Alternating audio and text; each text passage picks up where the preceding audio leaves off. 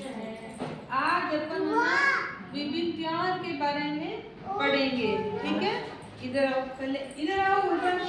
ठीक है, तो आज अपन विभिन्न अपने त्योहार अपन मनाते हैं ना, उन सब के बारे में अपन पढ़ेंगे। ठीक है, और मैं आपको इसमें आपको फोटो भी दिखाऊंगी कि ये अपने त्योहार में ऐसा ऐसा परिवेश होता है। क्या होता है? परिवेश। ये है देखो स्वतंत्रता दिवस का। पहले है ना हमारे यहाँ पर अंग्रेज है ना, अंग्रेजों ने यहाँ पर अतिक्रमण कर रखा था और यहाँ पर सब अंग्रेजों ने अपन को गुलाम बनाया। हम जो भी धान की पैदावारी अपने खेत में होती थी, अपन के पापा कभी खेती का काम करते हैं ना, तो वो सारा सामान अंग्रेज लेके चले जाते थे और अपन को कुछ नहीं मिलता था। तो ऐसे करके हमारे बड़े नेता थे गांधी जी वगैरह, उन्होंने ना बहुत मेहनत की और ऐसे करके अपने देश को आज़ाद करवाया।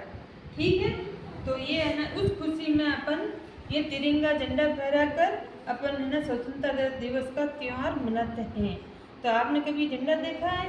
उसके ऊपर देखो ऑरेंज कलर होता है, बीच में सफ़ेद कलर होता है, उसमें एक अशोक चक्र होता है जिसके अंदर 24 तीलियाँ होती है। कितनी तीलियाँ होती है? 24 तीलियाँ होती है और नीचे हरा कलर होता है। ठीक है, और इसमें सब जने इकट्ठे होकर 15 अगस्त 1947 को अपना देश आज़ाद हुआ था। ठीक है, तो बच्चों इसके बाद अपन मैं आपको बताती हूँ कि होली का त्यौहार। ठीक है, ये है होली का त्यौहार। एक बार एक होलिका थी, होलिका नाम की औरत थी। वो हिरण्यकश्यप की बहन थी और वो अग्नि स्नान करती थी। तो हिरण्यकश्यप का जो बेटा था ना प्रहलाद, वो भगवान विष्णु को बहुत प्रेम करता था और भगवान विष्णु का भक्त था। और भगवान विष्णु के है ना हिरण्यकश्यप दुश्मन थे। हिरण्यकश्यप और भगवान विष्णु के बिल्कुल नहीं बनती थी। तो हिरण्यकश्यप ने अपने बेटे को कहा तुम भगवान विष्णु की पूजा मत करो। तो बेटे ने कहा, प्रहलाद ने कहा मैं तो पूजा करूँगा। तो ऐसे करके वो अपने जिद पे अड़ा। तो हिरण्यकश्यप ने उसको बहुत बार मारने की कोशिश की।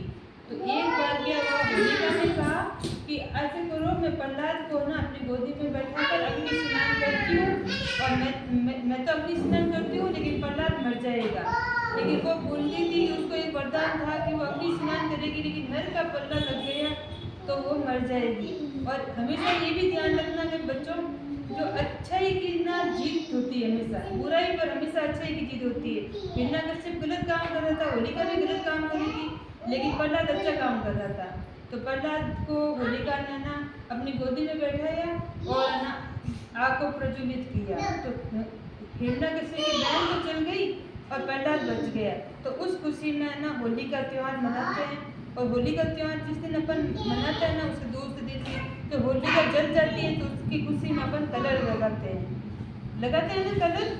हाँ, तो ये होली का त्यौहार क्यों मनाते हैं? क्योंकि प्रहलाद जीत गया था। कौन जीत गया था? प्रहलाद एक छोटा बच्चा था। ठीक है, और एक देखो ये देखो दीपावली का चित्र दिख रहा है ना, यहाँ पर देखो बहुत सारे दिए लगे हुए हैं। देखो ये देखो दिए लगे हुए हैं, ये दीपावली का चित्र है। तो दीपावली को क्या करते हैं कि दीपावली के दिन भगवान राम, लक्ष्मण और सीता ये तीनों वनवास करके यहाँ पर अयोध्या नगरी में आए थे। तो उनके स्वागत में है ना अयोध्या नगरी के जो लोग थे ना, उन्होंने ना घी के दीपक जलाकर उनका स्वागत किया। ये दीपावली है ना कार्तिक महीने की अमावस्या को मनाई जाती है। ठीक है, ठीक है, तो ऐसे करके ये हुआ अपना दीपावली का त्योहार।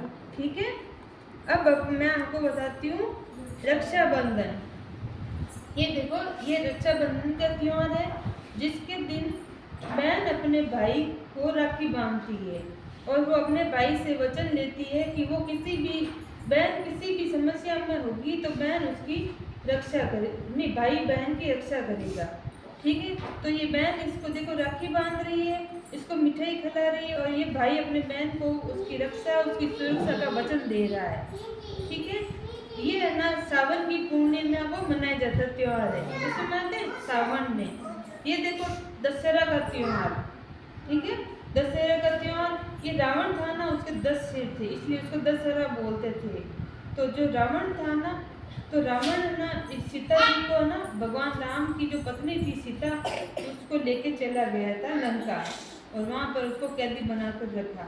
तो राम जी अपनी वानर सेना को लेकर श्रीलंका गए थे। श्रीलंका जाने के लिए उन्होंने एक पुल बनाया और पुल बनाने के लिए उन्होंने पत्थर के ऊपर राम नाम लिखे थे भगवान हनुमान जी ने और वानर सेना ने पूरा सहयोग करके पत्थरों पर राम नाम लिखे जल के अंदर पत्थर फेंके थे तो वो पत्थर डूबे नहीं और उसका पूरा वो पुल बन गया और उस पुल के ऊपर से भगवान राम लक्ष्मण और उनकी सेना और हनुमान जी ये सब उनके साथ गए और श्रीलंका में जाकर वो रावण से उन्होंने युद्ध किया और रावण को मारकर फिर वो सीता जी को लेकर आए और उसके बाद वो अयोध्या नगरी में पहुंचे थे।